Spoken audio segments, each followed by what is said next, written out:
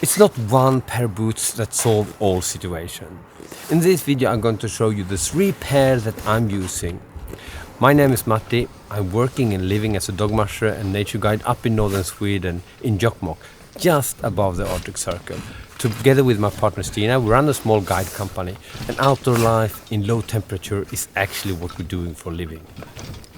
The 3 pair of boots I'm going to talk about. The first one will be a neoprene boot, and this is good down to -15 with pros and cons. Second boots I'm going to talk about is Björn antifreeze, and they come with the inner boots and a big size and very good workhorse for me. This is the one I use most of the time. This works down to -30ish, maybe something. And the last one that's really warm and really good insulation I'm going to talk about is a Neos overboot. And in this I also have put a really warm inner boot made of wool or something like that. So let's start with the first one. Garphyttan neoprene boot. They come with 10mm thick neoprene. And you find them in different kind of brands. Mack boot is one, and they are 6mm, 8, 10, 12, 40mm thick neoprene. I picked one with 10mm. They are totally waterproof. You can easily walk with water up here. Nothing will come into your boot. That's also waterproof from inside, so you will be moist inside them if you wear them a whole day. They are not super warm. They are good down to -15. Now it's -13, so that's why I have this. But now when it's 13, these are really stiff, you see? Really stiff. And when the shoe gets stiff in low temperature, your foot stop moving, and then you lose circulation in your foot, and then you get cold feet. Very simple actually. These neoprene boots are really easy to slide in when you're running out with food to the dogs, or if you need some firewood outside, and so on. So I use them a lot in my daily life at home. So right now it's something like 20 below zero, and I'm out here in the kennel, and this is the moment when these neoprene boots are really good. Easy to jump in. I'm running out here, working for a while with the dogs. I don't want to spend a lot of time with putting my boots on. I just want to jump into them. And now when I'm moving around here, I'm here 1 hour or something like that. That's totally fine for this kind of boots. The pros with these boots is that they are easy to put on, easy to take off, and that they're waterproof. So I use them a lot when I know that I'm ending up in a wet situation, if I'm going out on ice with a lot of water and so on. The cons with them is that you get moist feet, is of course that they are not so really warm. And for me, another cons with them is that after 2 years they're probably shit, holes in them and so on. So they break down quite easy, I would say. So then we have the Björn antifreeze, and the lower part is made of rubber and the upper part is made of a leather shaft. And this leather you had to maintain with grease, of course. This shoe comes with the inner boot, and it comes with this inner boot, and this is kind of thin inner boot. I use them sometimes when it's warm, but now when it's lower temperature I use this. A homemade from a company in northern Sweden called Production or Stålnacke Products, and it's handmade, made of sheep wool. I leave links down below to all the things I know where to find. The good thing with this is that you actually can pull the inner boot out, hanging them for drying over the stove and things like that. That's really good, because then it's faster and easier to dry your boots. You can also take this and bring it into the sleeping bag during the night when you're out camping. You should also have extra soles in this and in the boots. My foot is 41 with my running boots, and this one is 45. So I prefer to have big boots, a lot of wool socks, and a big inner boots like this. But that's different from one person to another.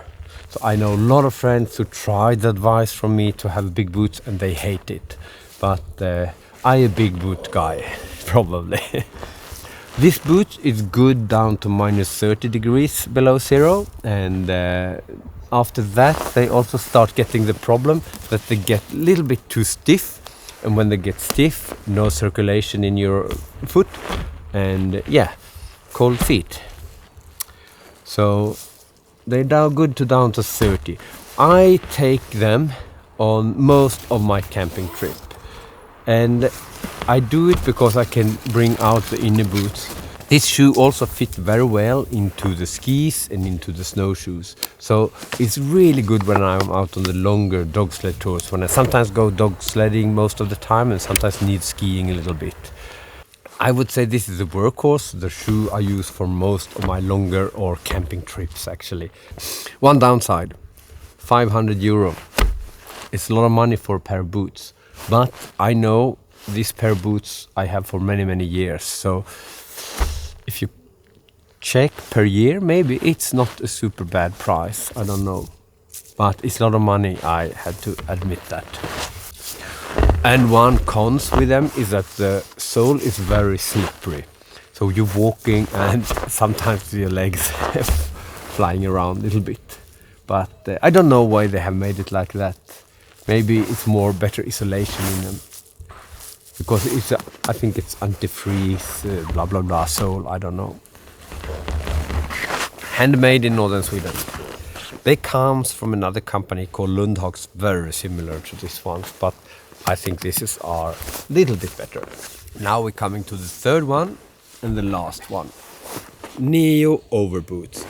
And this one I know for minus 48 below zero. I used it like that and I didn't have cold feet. In this overboot, it's a waterproof overboot made from a company called Neos.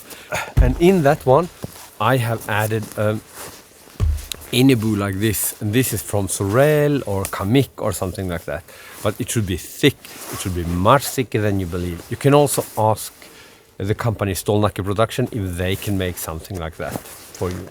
You can put double layer with this inside also if you want. And in these boots you also have soles. As you see, I have two soles in it. So you need a big size of the overshoe and then you can stay warm. What I've been thinking about that I haven't done is to having an overshoe that fit to my Jörn antifreeze. Have you tried it? Please leave a comment then if you know something about it. I have never tried it.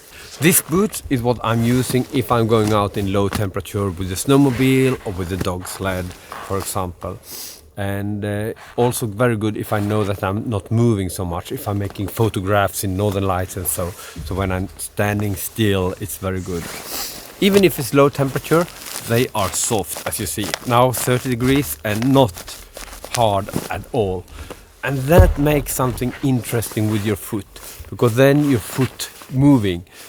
And when the foot moving inside the shoe, you get circulation. Really important if you want to have warm feet. So the pros with these ones is that they are warm, very warm. The cons with it is that they are bulky and they don't fit to my skis and they don't really fit to my snowshoes. And I promise you, try to drive a car with them. That's a kind of interesting thing. Maybe not really safe, because when you try to push the brake, you push all things. So they are not good for car driving, I would say, if you have the big ones. But if it's minus 47 Celsius and you want warm feet, you have no choice. So this is the 3 pair of boots that I'm using right now. And I don't think that that's the only pair of boots that you should choose between, because there is different brands, different type of shoes, and I don't know what actually fit best for you, but this is what I'm using right now, and I'm using for some years now. I will come out with a new video quite soon when I'm talking about the most common mistakes people do when they buy winter boots. And feel free to leave a comment. What do you think about the boots? What do you have? What are you using? And so on. And we can share knowledge as usual. And if you're looking at all the other videos we have, there is a lot of you guys that have left a lot of good stuff in the comments to the videos. I'm so thankful for that. So now I'm heading out with the dog team for a training run. So see you next video. Ciao!